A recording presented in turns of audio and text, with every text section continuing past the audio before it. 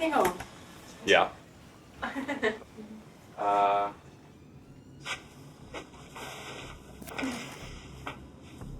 Okay. Princess Diana, once the most famous face in the world. But there was also Private Diana, known only to a few. If you come in here, you sit down and be quiet. You've got to be very quiet. Very quiet. Don't touch it, William, because it's all focused on me. And this Diana had a story to tell. I was brought up in the sense that, you know, when you got engaged with someone, you loved them. In 1992, she began recording a series of videotapes. Whereupon he leapt upon me, started kissing me and everything. And I thought, well, yeah, you know, this is not what people do. And he was all over me. This was a different Diana, uninhibited, free-talking, candid. We met 13 times before we got married. With a story that was rocking the foundations of the British monarchy. So I went to the top lady and I was sobbing and I said, what do I do? I'm coming to you, what do I do? And she said, I don't know what you should do. John was hopeless. And that was it. That was help. Ladies and gentlemen. There is no other footage that reveals her spirit so intimately. It has never been seen in Britain before. Diana knew there were few things more dangerous to the establishment than a princess with a story. You get into telling the story. No, I'm not. You're a storyteller. If you feel strong about a point, make it very strongly. You see how far you can go.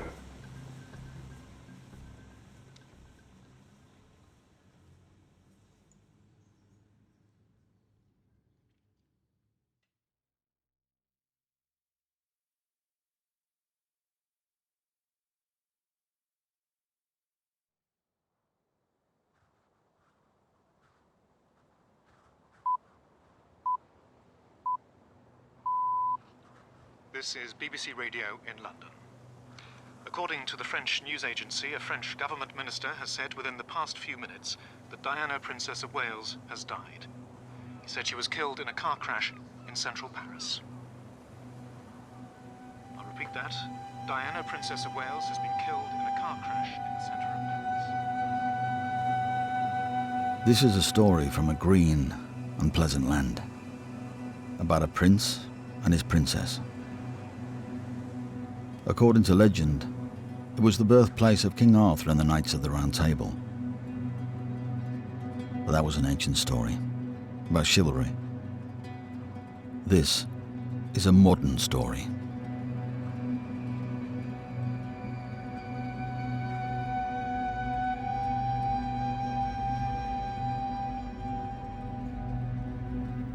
People's emotions, people's insecurities, people's distress, people's hopes and dreams. Here was a fairy story that everybody wanted to work.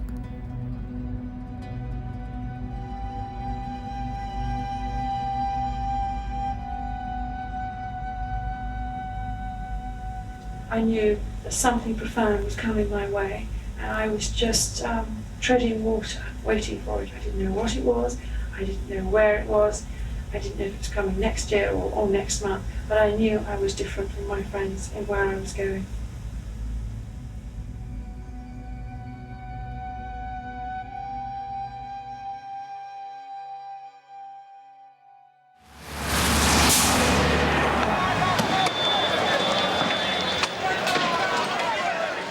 It is the spring of 1981.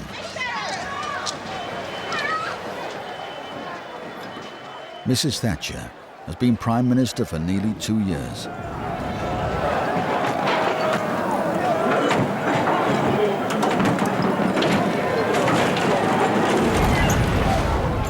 In London, Brixton is in flames. And after Brixton, Handsworth, Bristol, Moss Side, Toxteth. There are more people out of work than at any time since the 1930s. In In 1981, this is what the nation's story had come to. Perhaps, as the princess said, most people were ready for a fairy tale. The state coach, surely the most beautiful vehicle in all the world. A free translation into carved and gilded imagery of all the history and tradition of Britain and the Empire. Like all golden coaches, like Cinderella's, this one was built to astonish and bewitch. Only this is a coach for real kings and queens, whose ancestors reach back 1,000 years to the beginnings of the nation. 1948, a royal christening. A future queen and a boy born to be king. Charles Philip Arthur George. 1953, a coronation. In the four corners of the earth, her subjects acclaim, Elizabeth is queen. The stage is set. There is a queen, Elizabeth. There is a prince, Charles. Among the page boys, there is Andrew Parker Bowles, who will also have a part to play. Only the princess is missing. Diana will not be born for another 8 years.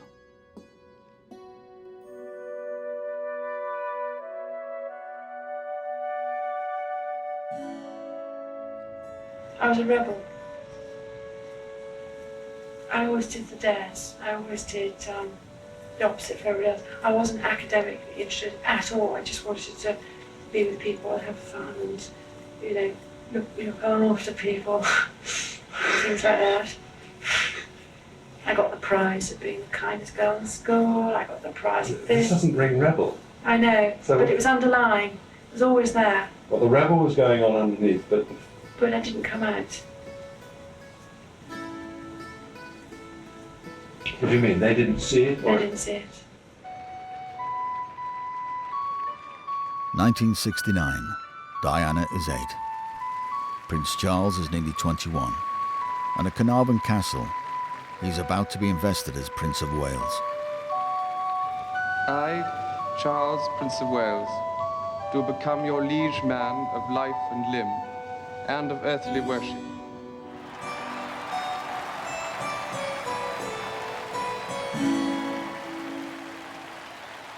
It was the first Queen Elizabeth, who said that a crown was more pleasant to look at than to wear. She knew there was a price to pay for being a queen or a king.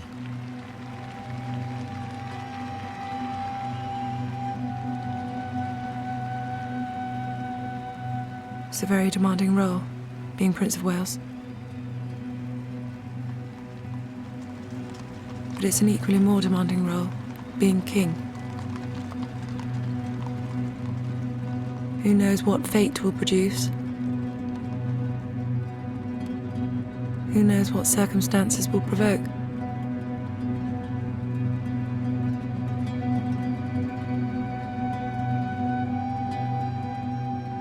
Do you have any thoughts about the lady that a Prince of Wales should marry?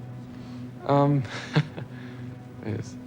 Well, I suppose, you see, it's awfully difficult because you've got to remember that when you marry, in my position, you're going to marry somebody who perhaps one day is going to become queen. And you've got to choose somebody very carefully, I think. And it's got to be somebody pretty special, because if you choose somebody who isn't used to it, it can, I think, probably cause the most awful tension.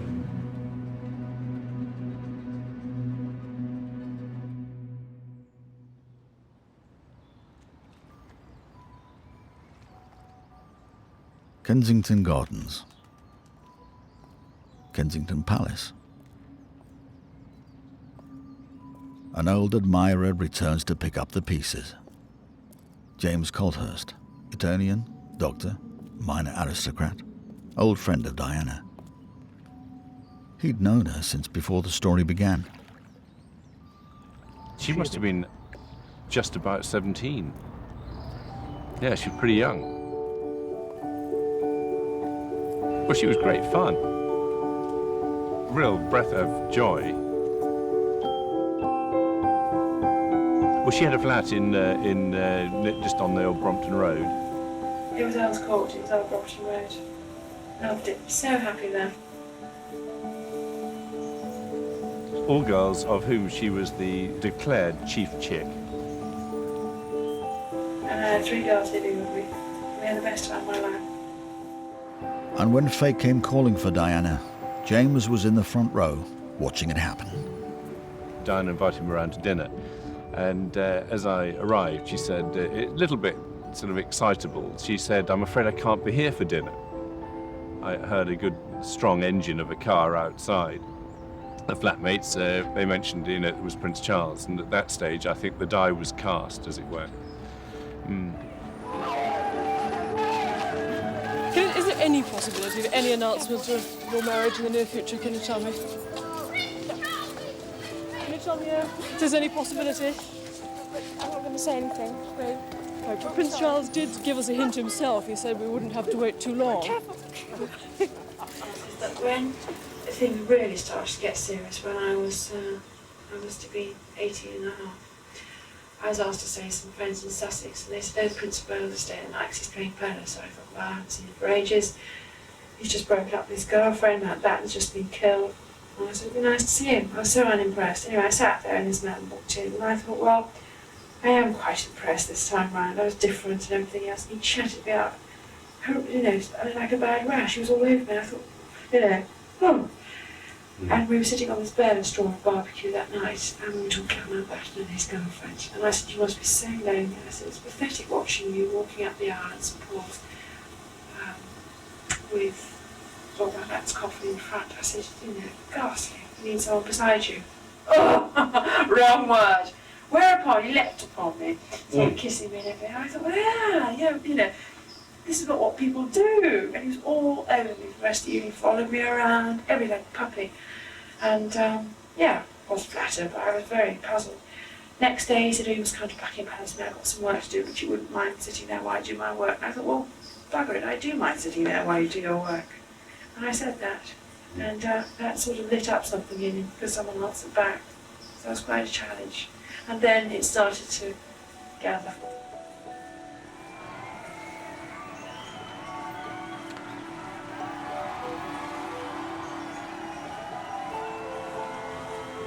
So were you being wooed? Seriously At a wooed. rate? But he wasn't consistent with his courting abilities. He'd ring me up every day for a week and then he wouldn't speak to me for 3 weeks. Very odd. And I accepted that. I thought, fine, well, he knows where I am, he wants me. And the thrill when he used to ring up was so immense and intense, drive the other 3 girls in my flat crazy. But, it was odd. I think she had a dream, and she hoped the dream would come to life. An older man who was in a prominent position liked me, wanted to have me around. I think she had ideas of what she'd like it to be. And I think there were other elements that it would have been difficult to foresee even had she been older.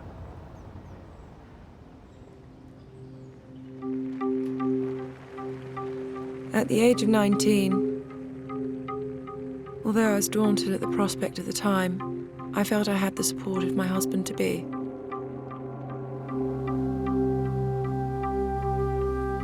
I wanted to share everything together.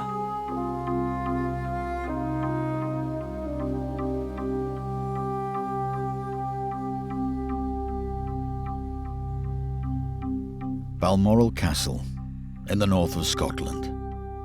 Favourite retreat of the royal family. Now Diana was invited as a guest. It's like being sucked in. There's people pushing and people pulling, all in the same direction. But often, as Diana grew closer to the royal circle, she found that someone else was already there. Camilla Parker Bowles. Camilla went to the races. She was at the polo matches. Sometimes, even at Balmoral, Camilla was also a guest.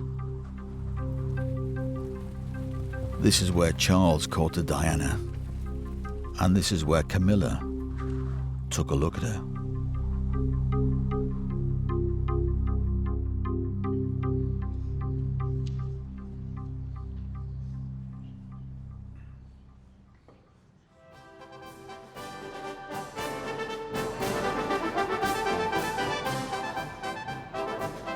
The band of the Coldstream Guards played, and the spectators glued themselves to the railings outside Buckingham Palace, all for a glimpse of any Engagement Day activity. Well, well, what a marvellous day for you today. Lovely days, lovely days. We're all very happy.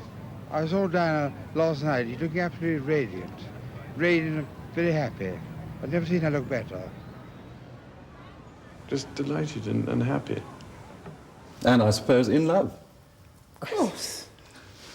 Whatever in love means. Well, it you can obviously put your own means, interpretation. obviously means two very happy people. Yes. Once again, congratulations. Well, from us, congratulations. Thank you very much. Very kind. And the most extraordinary thing is we had this ghastly interview the day we announced our engagement, and this ridiculous ITN man said, "Are you in love?" So I thought, what a thick question. So I said, yes, of course we are, in the sort of fat, stern ranger that I was. And Charles turned around and said, what ever in love means. And that threw me completely. I thought, what a strange question. What strange reply. God, perhaps it traumatised me.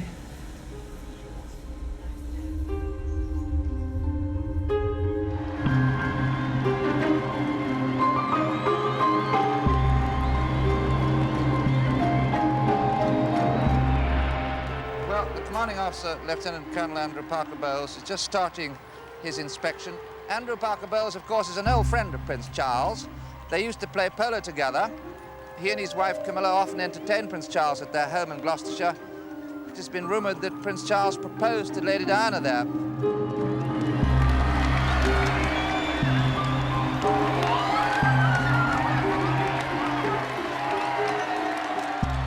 At 7 in the morning, Barbara Daly, makeup artist, arrives at Clarence House, where Diana is getting ready for the wedding. I liked her immediately. She was looking at television. It's kind of a very strange thing, because you could see the crowds on the small television that was just under the window. And there were all the crowds that we could see on the television, right outside the window. And she said, this is a lot of fuss for one girl getting married.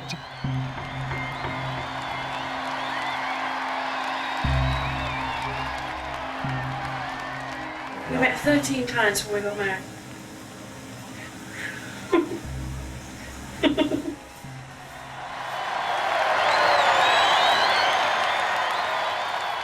I walked down to the carriage, and she just sort of gave my hand a little squeeze, and then hummed me a little ditty, which was from a commercial, One Cornetto. I don't know, do you remember that little commercial? It was about an ice cream, and it had a big glitzy carriage in it. And then off she went. Off she went.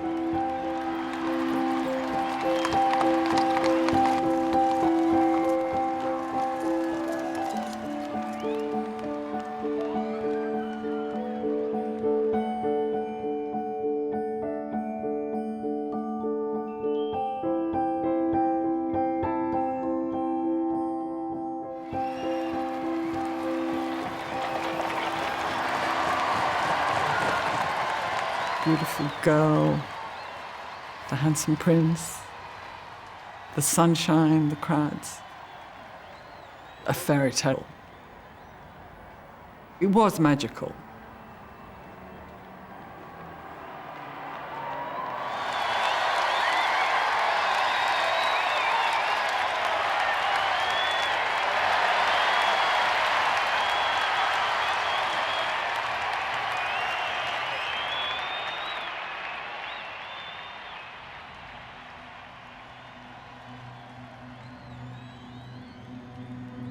I desperately wanted to work. I desperately loved my husband. I wanted to share everything together.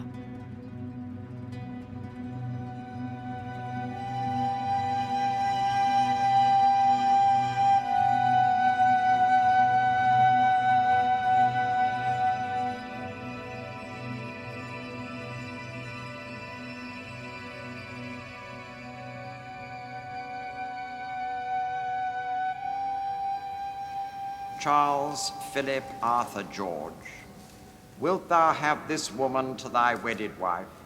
Wilt thou love her, comfort her, honor and keep her in sickness and in health, and forsaking all other, keep thee only unto her? I will. Diana, wilt thou have this man to thy wedded husband? I will.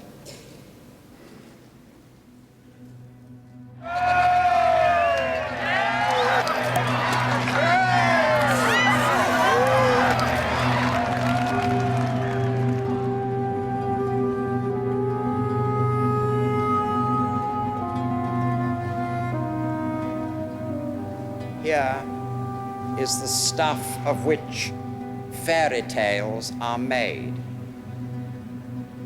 The prince and princess on their wedding day. For marriage has both a private face and a public importance. It must be specially true of this marriage, in which are placed so many hopes, and stand for the truth that we help to shape this world and are not just its victims.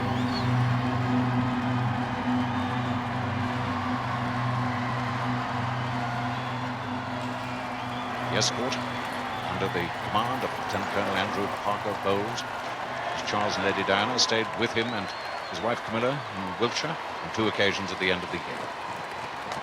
So they're among friends as they ride along the mountain.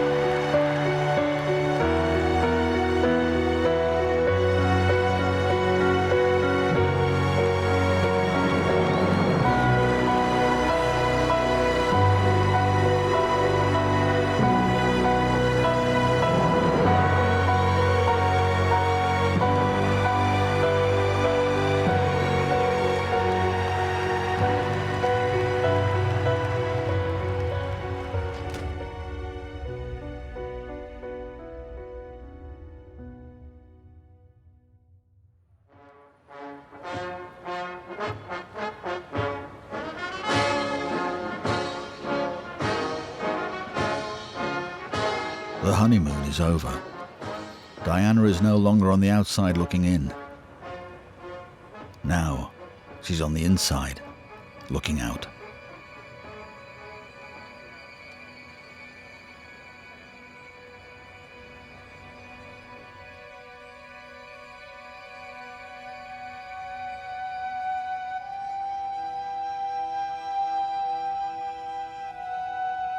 In a space of a year, my whole life had changed, turned upside down. It was isolating. You had to either sink or swim.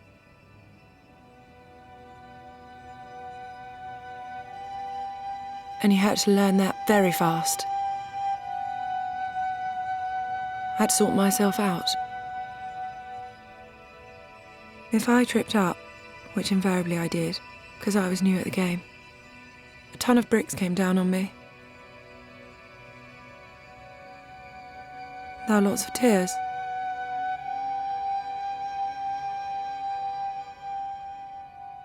It was a few months after the wedding. Diana was 20 years old. In the autumn of 1981, she came here to the English National Ballet to take lessons from the dance instructor, Anne Allen. Lovely. And release. Lovely, darlings. Great, that's beautiful. All right, something completely different. Feet parallel. Yes? Bending 1. Stretching 2. Relax out before we start. Deep breath. So, I was her private dancing teacher. That's it. There you go. When I first met her, you could see that there was huge shyness. But over time, as we went through our dance class, realized just how much dance meant to her.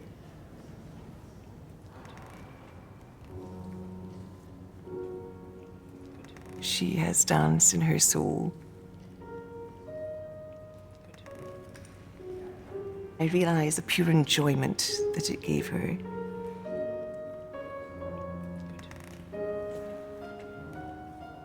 She loved the freeness of being able to move and dance. She loved it. She loved it. I could see it helped to alleviate her emotional life. That was hard for her at that time.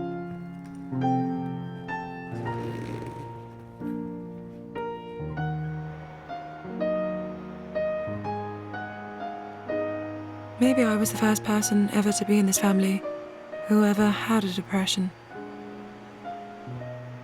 or was ever openly tearful.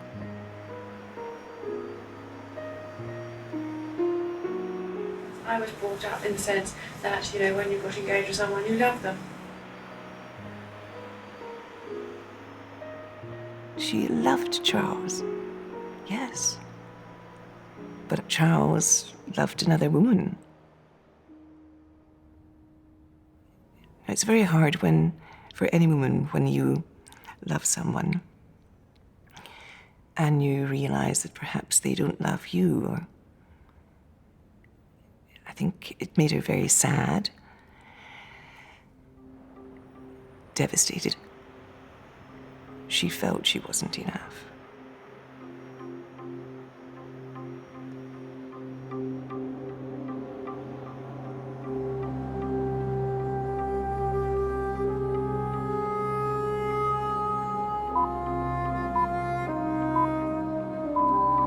BBC News at 6 o'clock. The Falkland Islands, the British colony in the South Atlantic, has fallen. That's what Argentina is saying. For the first time for many years, British sovereign territory has been invaded by a foreign power. That a large task force will sail as soon as all preparations are complete. I couldn't understand the level of interest. As far as I was concerned, I was a fat, chubby 20-year-old. My husband and I had to keep everything together, and yet there was a lot of anxiety going on within our four walls. And I used to get in the car with Charles, and I used to blab in the car. There'd be crowds everywhere. And he said, "No, what's the matter?" I said, "I can't get out of this car." He said, "Why?" I said, "I got this phobia, I can't get out of this car. I don't feel safe." And I was neurotic always. But then when I got out of the car,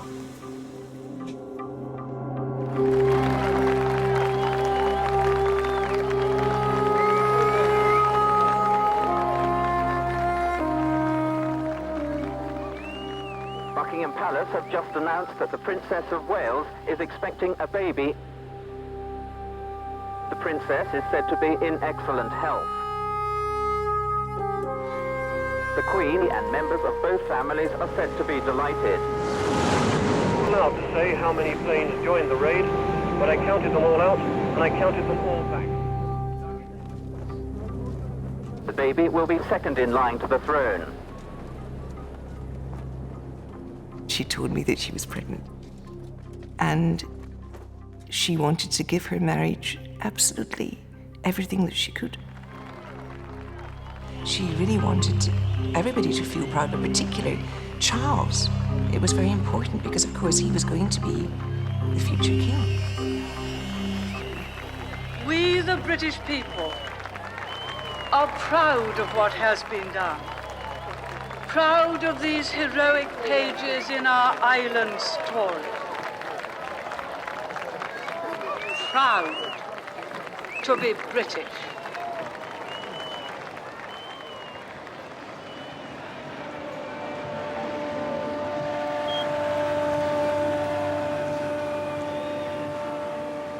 I felt the whole country was in labour with me. Everybody was thrilled to bits. It's been quite a difficult pregnancy. I hadn't been very well throughout it. So, by the time William arrived, it was a great relief. Because it was all peaceful again. And I was well. For a time. You have to understand how hard that was to hear. We're talking 1982-3. When she realized that Charles was seeing Camilla, and I just remember being quite horrified about what she was telling me, and at the same time, rather shocked. She was worried about what it was that was going on. I know that she did ask Camilla to leave her husband alone. I thought that was quite brave of her, actually, because I know how much that must have taken for her to do that. And what do you do about it? What can you do about it? All you can do is to try to make the marriage work and hope in time that things change, but that's not really what happened.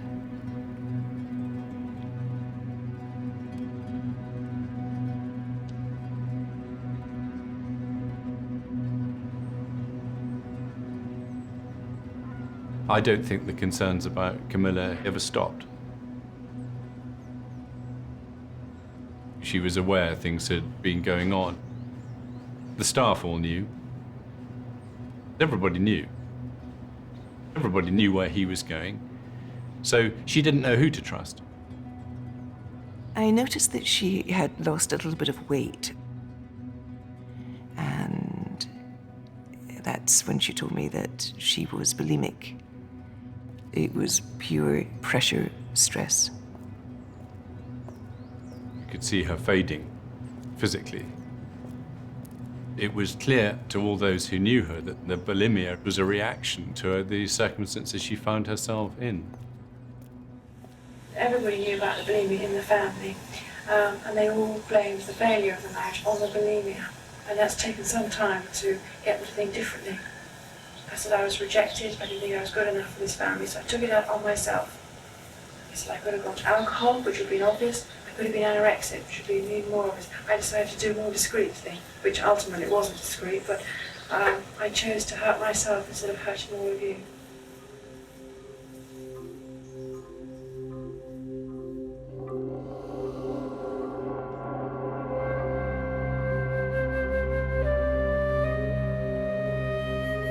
I felt compelled to perform, compelled to go out and do my engagements and not let people down. And in a way, by being out in public, they supported me. Although they weren't aware just how much healing they were giving me, and it carried me through.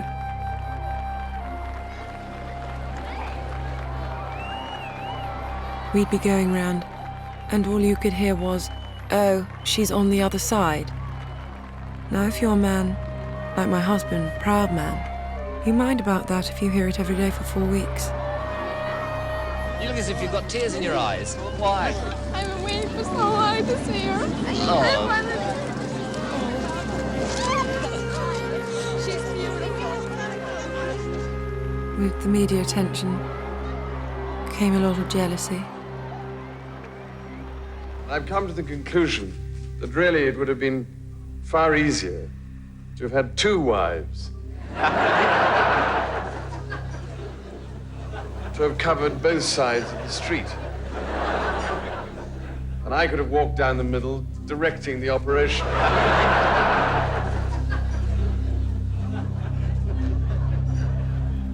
We were a very good team in public, albeit what was going on in private. Rampant bulimia, feeling of being no good at anything and failed in every direction. A husband who loved someone else. I knew it. You just know.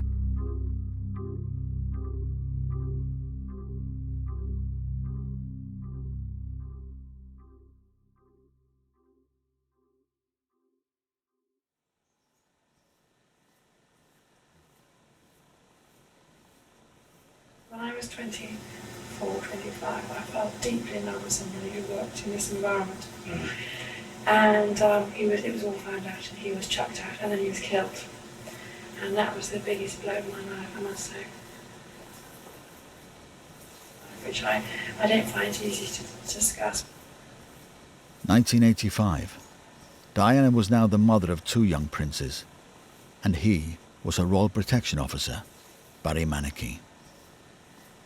I mean, I was quite happy to give all this up. Well, not have all this. At the time, it was quite something to have all this, just to go off and live with him. I couldn't believe it. Well, one can. And he kept saying he thought it was a good idea too. So. Oh, God, right. Yeah. But you needed some adventure. I just needed someone to tell me that I was all right. And he kicked me out in the sense of mentally kick me outside and make me go and do my engagements, because I used to sort of scream in this room. And Charles thought he knew, but he never had any proof. I should never have played with fire, and I did, and I got very burned. Well, when you say play with fire, you the same that they have in section. No. So you had an intimacy, yeah, which you weren't getting. Yeah.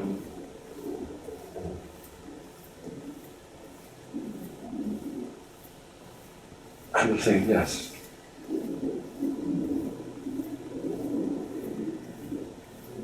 How old was it? 40.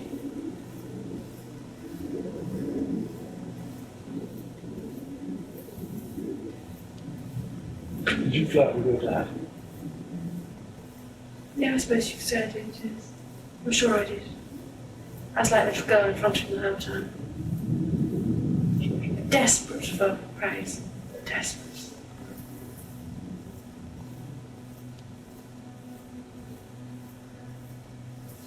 And it all got so difficult, and people got so jealous, bitchy in his house, and eventually he had to go. And 3 weeks after he left, he was killed in a motorbike accident.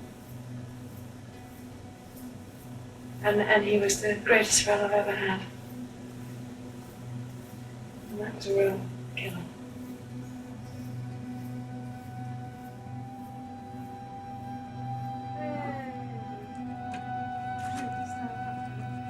There were 2 unhappy people in the marriage. In a letter, a year later, Charles told a friend, "I'm in a kind of cage, pacing up and down and longing to be free." How awful incompatibility is, and how dreadfully destructive it can be for the players in this extraordinary drama. It has all the ingredients of a Greek tragedy. Friends on my husband's side were indicating that I was unstable, sick, and should be put in a home of some sort in order to get better.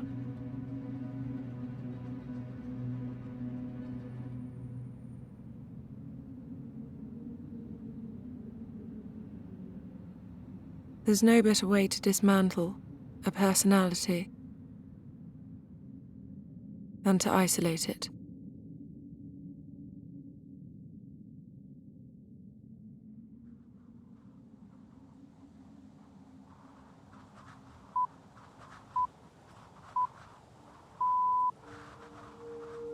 mysterious brain disease has spread to more than 50 herds in 14 counties. BSE, as the disease is known, kills them. Scientists don't know what's causing it or where it came from, but they are worried. It is the mid-80s. A kind of darkness has fallen on the green and pleasant land. There is division in the ruling House of Windsor. The countryside is infected by BSE. And in the cities, there is a new, more sinister illness.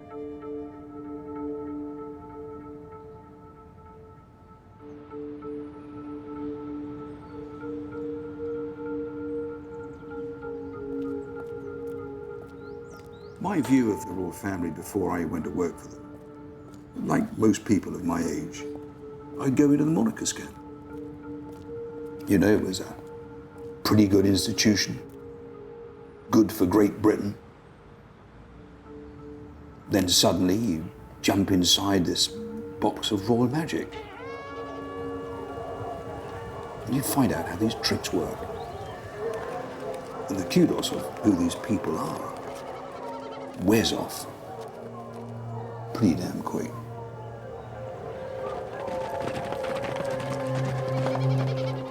In 1986, Ken Wharf joined the staff of the Prince of Wales. He would soon succeed Barry Manicky as Princess Diana's Royal Protection Officer. Diana said, "What do you want to drink?" It was almost like being at a wine bar in Kensington with a friend. Immediately she said, "Do you know about Camilla Parker Bowles?" Well, I couldn't deny that I knew about it because I'd been informed about it. I said, "Yes, of course." And there was a hesitation there. And she said, "Well, she features most days, most hours and minutes of my life." I didn't really understand at that point exactly what she meant. But of course, the days that followed, the weeks that followed, the months that followed, I knew exactly what she meant by that. She sort of carried out her own research and found that previous Prince of Waleses had their own mistresses. I remember saying to my husband, you know, why this lady around? And he said, well, I refused to be Prince of Wales and never had a mistress.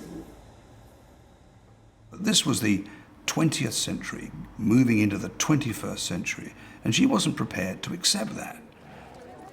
She much preferred that Camilla Parker Bowles would just disappear. There was a genuine unhappiness here. My father-in-law said to my husband, if your marriage doesn't work out, you can always get back to her after 5 years, which is exactly it.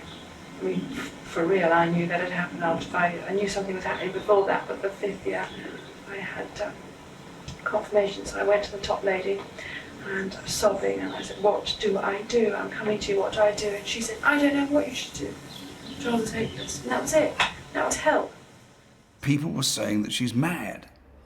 You know, 20 years on, they're still telling her that she's mad.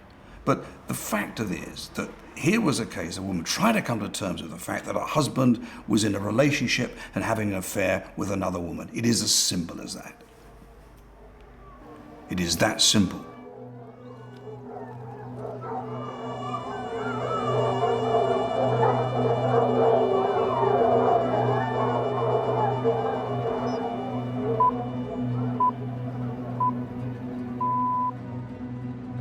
For the first time, doctors from all over Britain have met to discuss AIDS, the disease that's already claimed over 600 lives in the United States.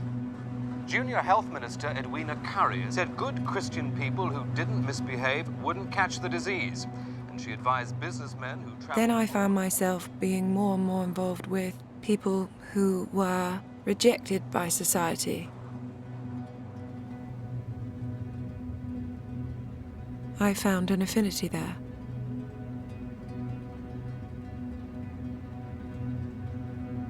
I respected very much the honesty I found on that level with people I met.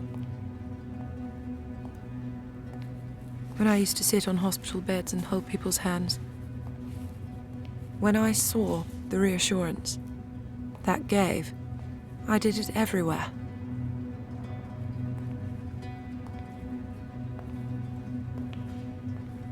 What she really liked was to sit on the bed. Very informal. These were all people who were probably going to die. Patrick Jeffson was Diana's private secretary. Cambridge, the Royal Navy. Off and on, his ancestors had served the royal family for hundreds of years. He was a monarchist, eager to please, perfectly cut out for the royal court.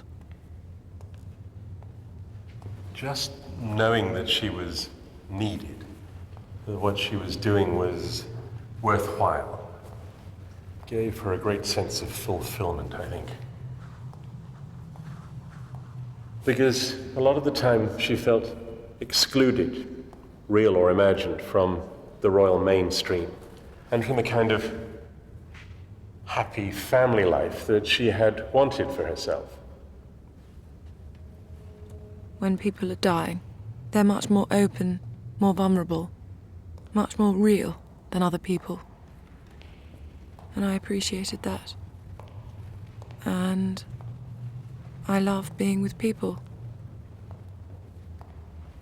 So after a day of working in wards like this, we'd take her back to the palace, where I knew there was nobody waiting to welcome her or say, "How did it go?" or "Well done."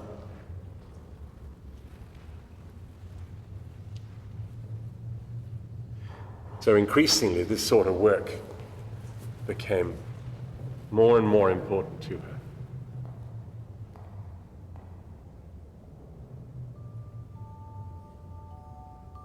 It was the summer of 1986.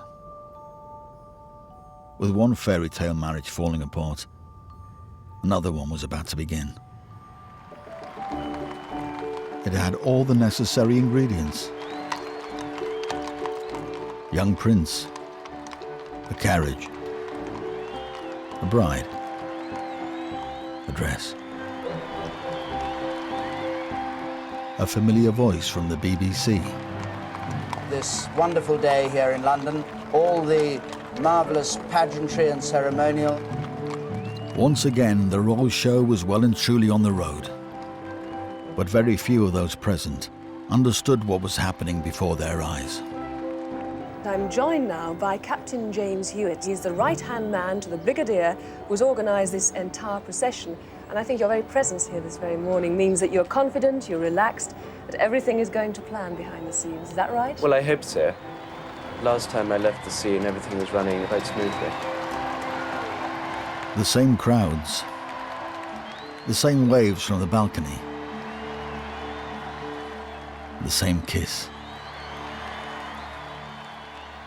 It's hard now not to think that when Sarah Ferguson married her prince, the House of Windsor was not tempting fate.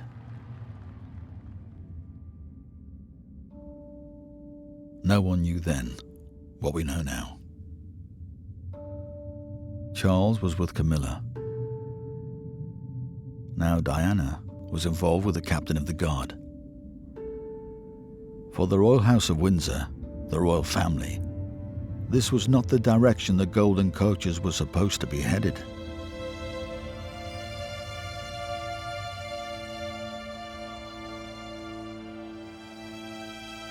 Going to work for the Prince and the Princess in the late 1980s meant becoming part of an organization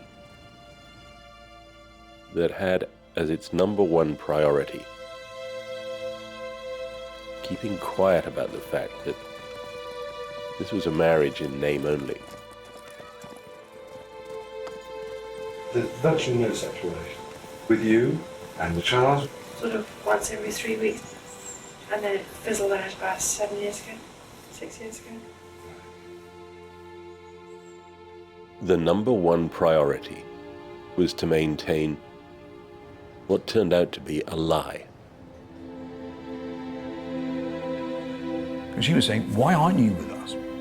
Why don't you want to be with us? Clearly there was something amiss. She she actually loved her husband. And I think even despite Camilla, she was prepared to play this double act, being dishonest with her husband.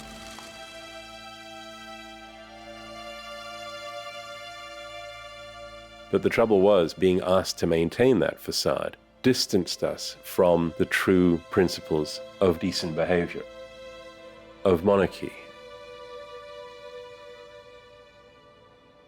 The cover-up had to be damaging for the crown itself.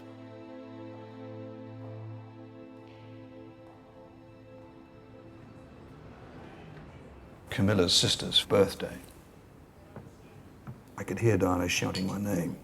I said, Ken, I can't find my husband, and I can't see Camilla either. Anyway, it was a nursery, I remember. And there was Charles and Camilla sat on this small sofa, talking.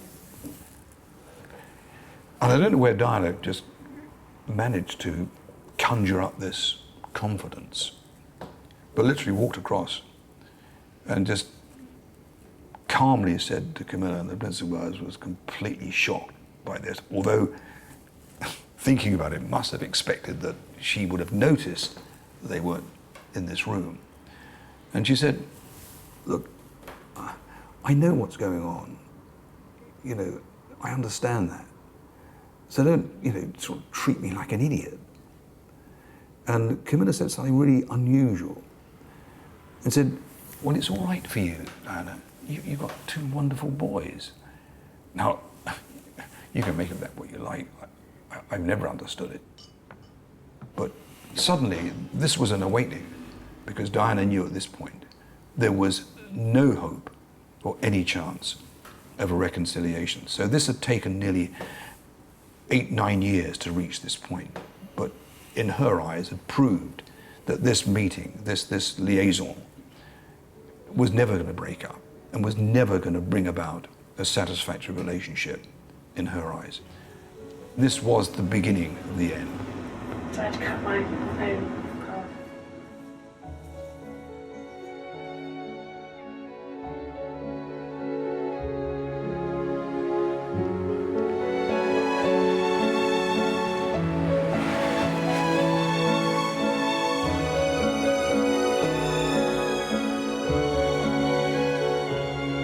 And so Diana cut her own path. Gone now was the chubby Sloane Ranger. This was a new Diana.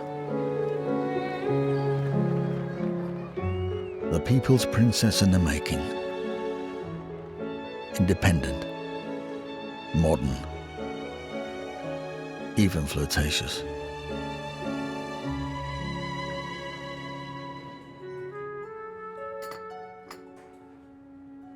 Not everyone was pleased.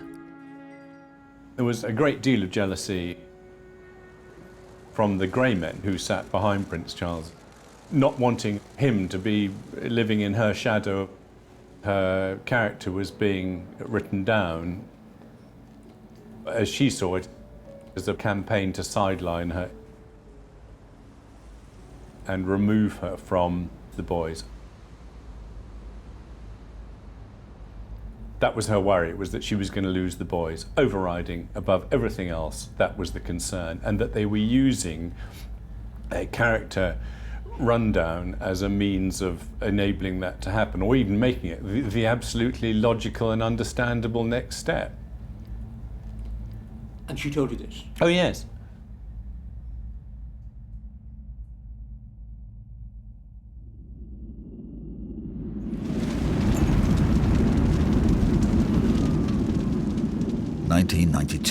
November. Windsor Castle is engulfed in flames. To some, it seemed like a kind of divine judgment. The home of the Windsor dynasty, its most potent symbol, like so much else about the monarchy, was crumbling into dust.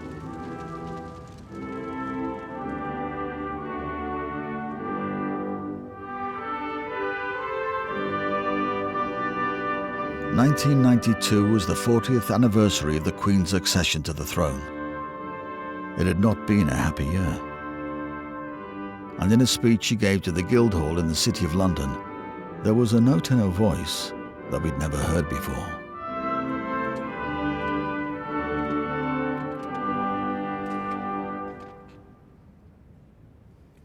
"1992 is not a year on which I shall look back with undiluted pleasure. In the words of one of my more sympathetic correspondents, it has turned out to be an annus horribilis.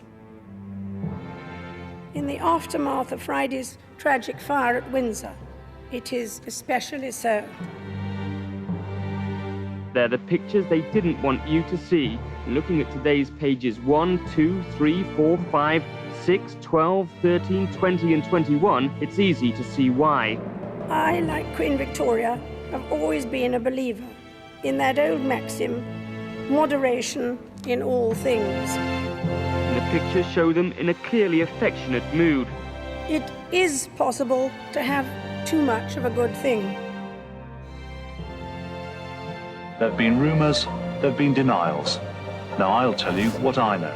The book, due to go on sale tomorrow, claims she made several attempts on her life. We do face a crisis in the House of Windsor. It's obvious to everyone. I sometimes wonder how future generations will judge the events of this tumultuous year. There is chronic instability inside the royal family. Their body language suggesting a marriage in deep trouble.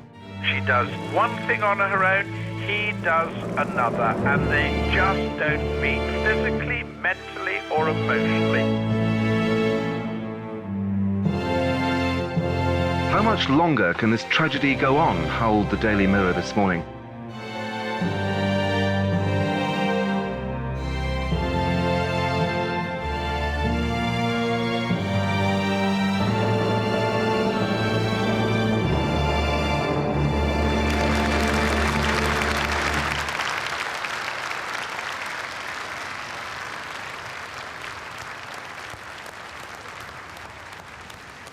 The number of BSE cases still rising.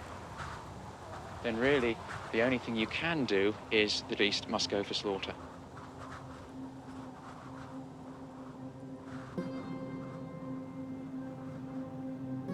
December 1992. 2 weeks after the Queen's speech, it was officially announced that Diana and Prince Charles had decided to separate. La France va-t-elle redonner le sourire à Lady Diana? La princesse qui a débarqué tout à l'heure à Paris était radieuse, rayonnante. Derrière le sourire obligé, destiné aux paparazzi, se cache une nouvelle princesse. Diana, la princesse trahie par l'institution monarchique outre-Manche, déterminée à donner un sens à son existence de princesse. I remember at the time there was a mixture of relief because we no longer had to pretend and we no longer had to maintain that fiction. But at the same time, we were always conscious that there was a big, silent, rather threatening presence that told us, certainly told me, that the princess wasn't really wanted anymore.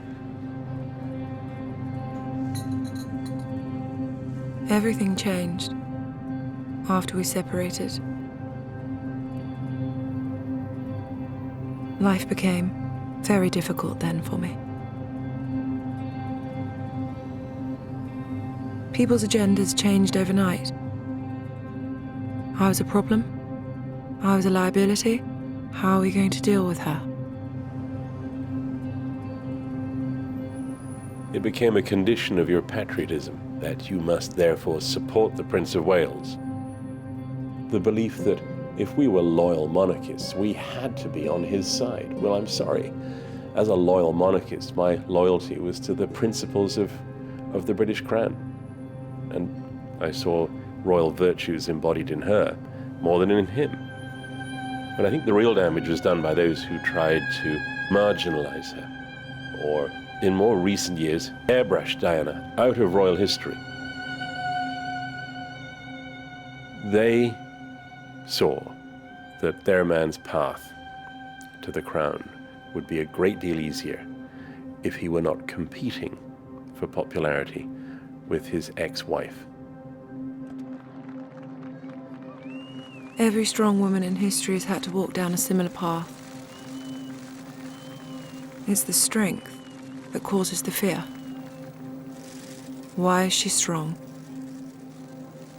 Where did she get it from? Where is she taking it? Where is she going to use it? I'll fight till the end.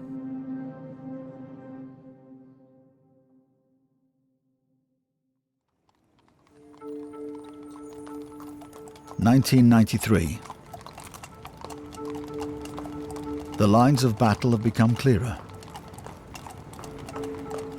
There is a Charles camp, there is a Diana camp. Behind Charles, all the ancient power of the royal court. But for Diana, power lay in the court of public opinion. And to strengthen her advantage, she was taking lessons with a speech coach. So, If you come in here, you sit down and be quiet. you've got to be very quiet. Very quiet. Don't touch it, William, because it's all focused on me. Okay, let's pretend, right? Okay, so Your Royal Highness, you're currently concentrating very much on your charity work. Would you like to tell us why you feel it's so important to you? I've got nothing else to do.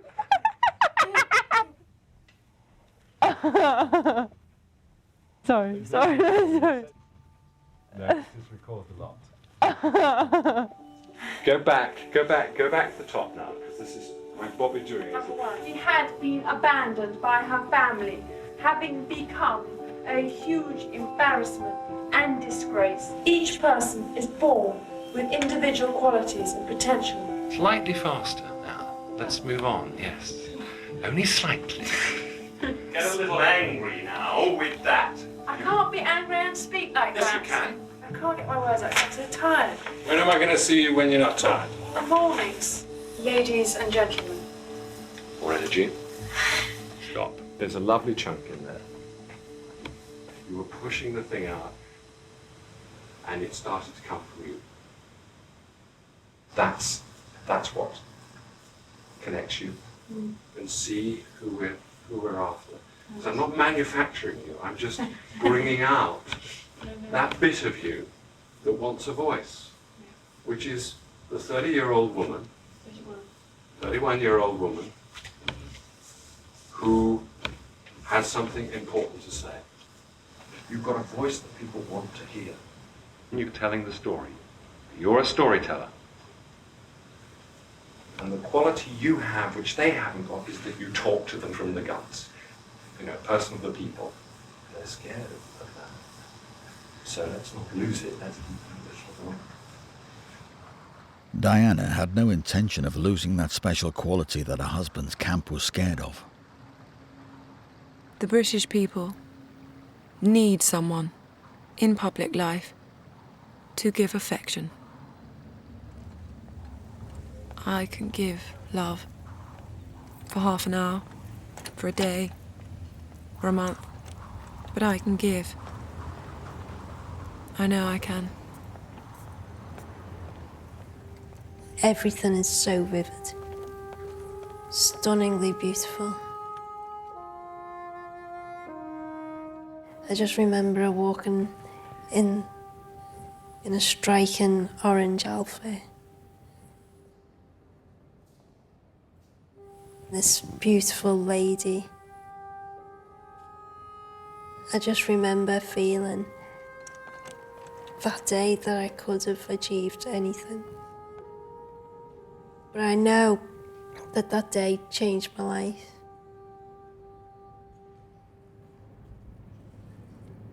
This was where we were, wasn't it? When we were waiting for her. We were in that room over there. Yeah. We went in with her. And then she came round that corner when we were least expecting it. Yeah. She was just so warm, and it was like just having a chat with a friend.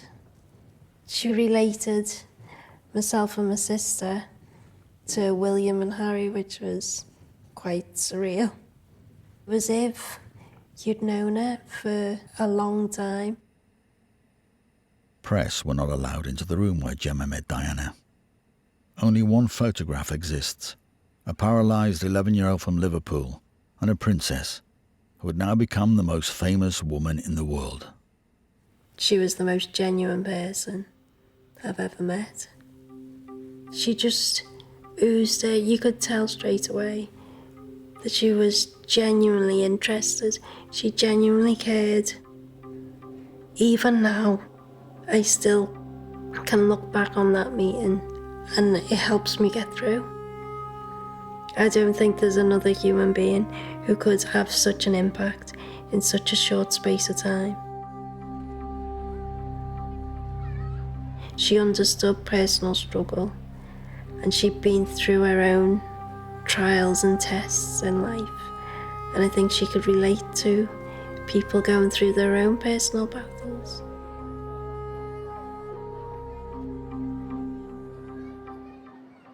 The establishment that I'm married into, they see me as a threat of some kind.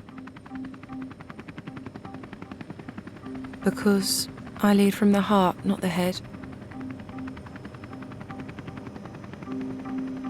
Because I do things differently. Because I don't go by a rule book.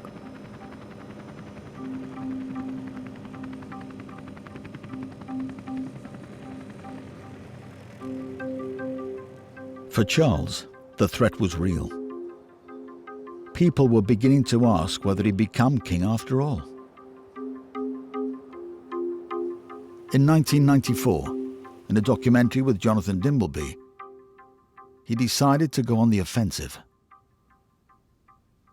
The most damaging charge that is made in relation to your marriage is that you were, because of your relationship with Camilla Parker Bowles, from the beginning, persistently unfaithful to your wife and thus caused the breakdown. What is your response to that persistent criticism? Oh, that's the persistent criticism, is it?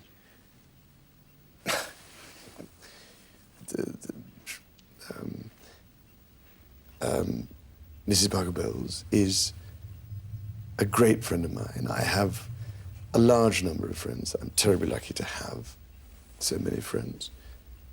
She has been a friend for a very long time and will continue to be a friend for a very long time. That's what friends are for. Were you faithful and honourable to your wife when you took on the vow of marriage? Yes, absolutely. And you were? Yes. Until it became irretrievably broken down. Us both having tried.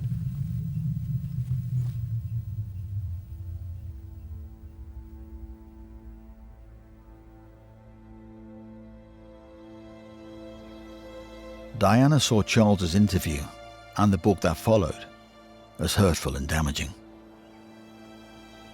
She was on the receiving end of a whispering campaign in which everything from her competence as a princess to her suitability as a mother and her, indeed her very sanity were being questioned. She was faced with a choice of either meekly turning a deaf ear to what was being said about her, to falling in with the plans of people who wanted to see her excluded, marginalized, or doing something about it. Whenever she felt threatened, Diana had always followed the same idea. She believed that if only people could hear her real story, she would always have their support. In 1992, she had sent for her old friend James Coulthurst, who secretly smuggled out the recorded interviews used by Andrew Morton for his book, Diana, The True Story. She was in a corner and she felt it and she wanted to explode. Yes, it was explicit about the state of the relationship, but it wasn't nearly as fierce as we now know it could have been. Later, there were long nights, also in secret, improving her storytelling skills, with her speech coach, Peter Settler. Listen, you're dreaming. This has happened a bad day. In 1995, Diana felt her back against the wall once more. And on the 5th of November, bonfire night, she prepared to tell a story again. This time to BBC's Panorama. Do you really believe that a campaign was being waged against you? Yes, I did, absolutely. Yeah. Why? I was a separated wife to the Prince of Wales. I was a problem, full stop. Never happened before. What do we do with her?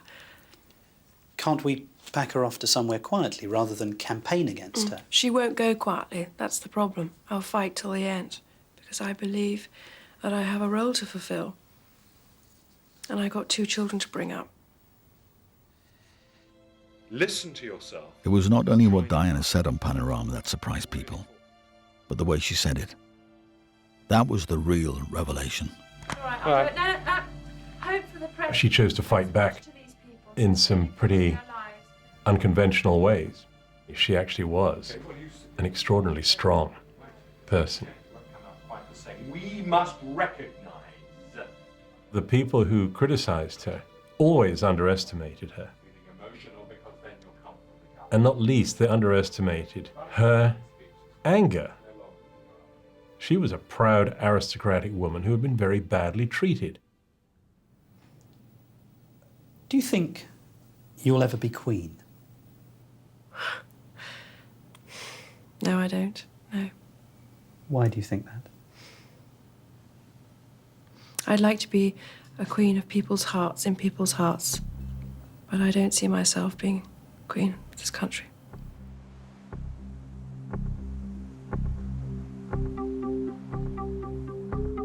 The story of the prince and his princess was coming to an end. 22 million viewers of Panorama watched it happening before their eyes. There was a sense of no going back, a sense of bridges being burned.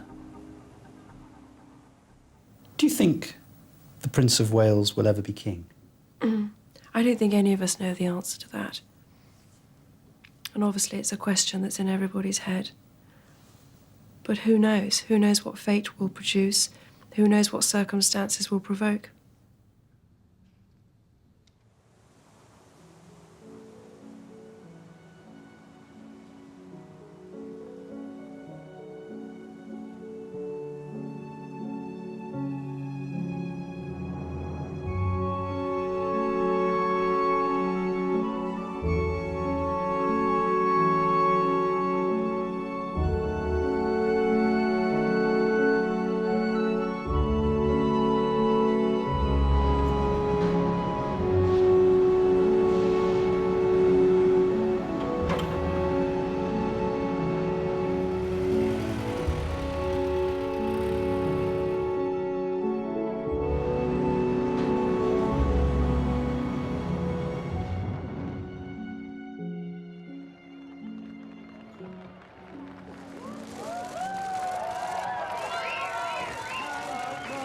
Summer 1997.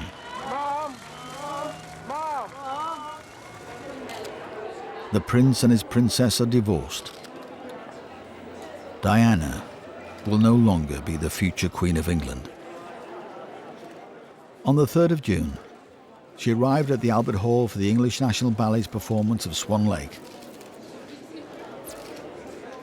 She would always tell people who asked her that if she hadn't been a princess, she would have liked to have been a dancer. Now, she had come to the ballet for the last time.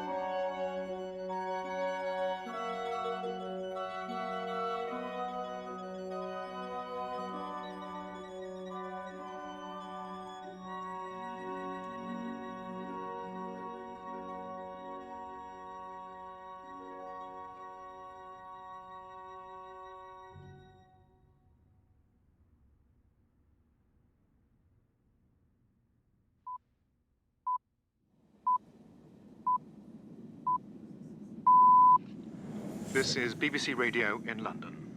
According to the French news agency, a French government minister has said within the past few minutes that Diana, Princess of Wales, has died. He said she was killed in a car crash in central Paris. I'll repeat that. Diana, Princess of Wales, has been killed in a car crash in the centre of Paris. I remember coming on breaking news, and it was just too much to even absorb. The idea of what had happened.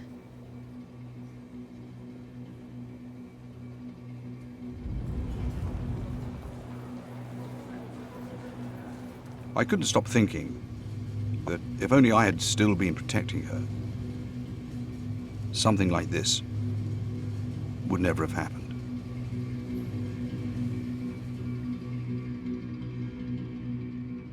Her last few months didn't give me the impression that she knew where she was going or how she was going to get there or who she was going to go with.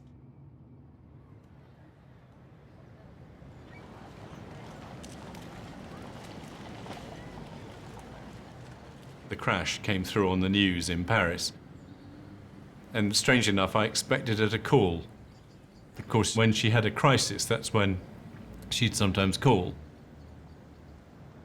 Of course, she wasn't going to call. It was an odd feeling. A sense of the fate.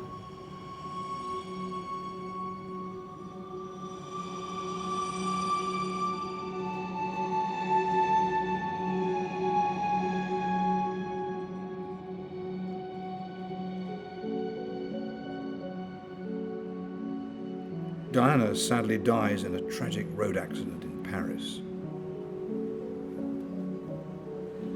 And then what happens? The Prince of Wales did marry Camilla Parker Bowles.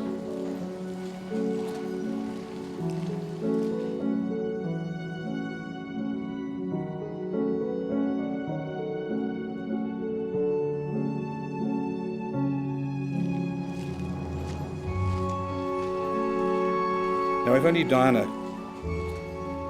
could have been around, she would have said to me, "You see, Ken, I wasn't wrong, was I?"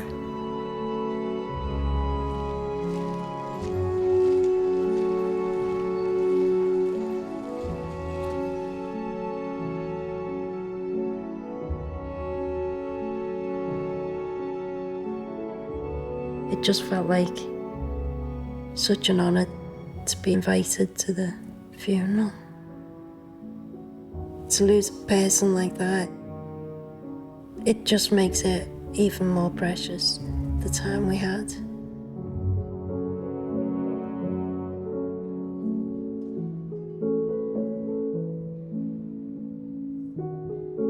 A lot of the things that I admired about the monarchy, for me, died with the Princess of Wales. And more than that, with the way in which she was treated before she died. That idea of the monarchy has died for me.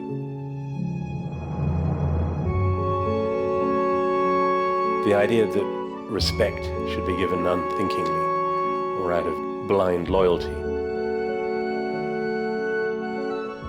has gone.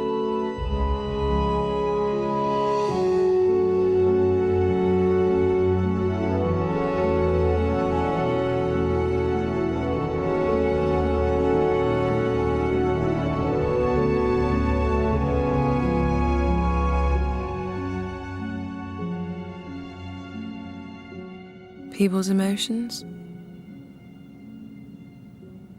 people's hopes and dreams.